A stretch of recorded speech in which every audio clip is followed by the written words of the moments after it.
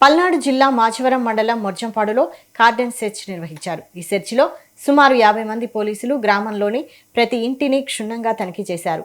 సోదాల్లో కొన్ని మారణాయుధాలతో పాటు సరైన పత్రాలు లేని బైక్లను సీజ్ చేశారు.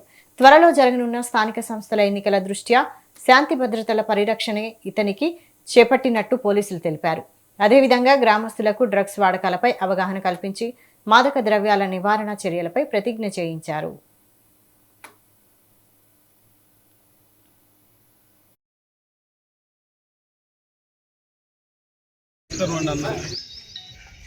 ఈరోజు మాచవరం మండలం మోర్జంపాడు గ్రామంలో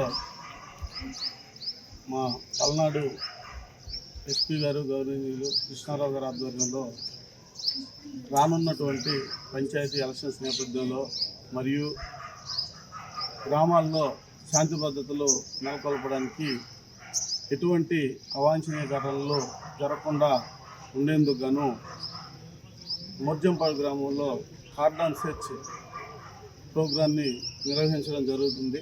దీనికి 2 సిఐలు, 5 ఎస్ఐలు, 30 మంది స్టాఫ్ ఈ కార్యక్రమంలో పాల్గొనడం జరిగి గ్రామంలో ఉన్నటువంటి ప్రతి ఒక్క ఇంటిని సోదా చేసి ఏమైనా కత్తులు, గొడ్డలు అందరికీ